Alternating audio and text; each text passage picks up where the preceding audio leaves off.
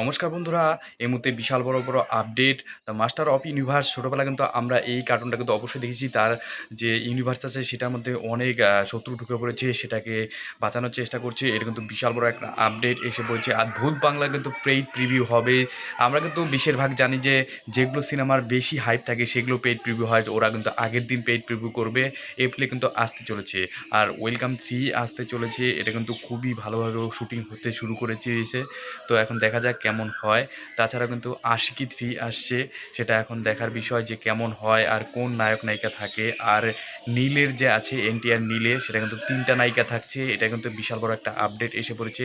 আর শাহরুখ খানের যে কিং সিনেমাটা রয়েছে অ্যাভেঞ্জার্স ডোমসডে, কিন্তু যে তাদের কিন্তু স্ক্রিন যেটা আছে ওয়ার্ল্ড ওয়াইড যেটা স্ক্রিন, সেটা কিন্তু ইন্ডিয়ার বক্স অফিস দেখে কিন্তু তারা পিছিয়ে দিচ্ছে। অ্যাভেঞ্জার্স ডোমসডে কিন্তু ভয় পাচ্ছে। এটা কিন্তু সম্ভবত যারা মানে বাইরের সিনেমা কিন্তু এরকম হয় না যে আমরা ইন্ডিয়ার বক্স অফিসের উপর ওরা ডিপেন্ডেড করে না, কিন্তু অ্যাভেঞ্জার ডোমসডে কিন্তু একটা বিশাল বড় ভয় পাচ্ছে কিংসকে দেখে।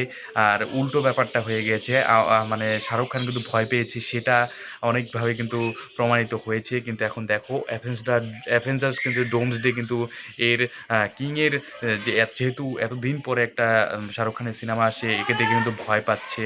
এখন দেখার বিষয় কেমন হয় অ্যাভেঞ্জার ডোমসডে, নাকি আমার তো মনে হয় কিং হবে, কারণ কিংয়ে এরকম একটা ভালো একটা বিষয়। এটা কিন্তু একটা বিশাল বড় একটা আপডেট যে শাহরুখ খানকে দেখে ভয় পাচ্ছে। তো এই মধ্যে আপডেটগুলো আপনাদেরকে জানালাম। ভিডিওটা ভালো লাগে লাইক কমেন্ট শেয়ার করবে। এরকম টাইপের আপডেট কিন্তু সবসময় দিচ্ছি আমি এই চ্যানেলে। অবশ্যই সাবস্ক্রাইব করে ভিডিওটা লাইক করতে ভুলবেন না।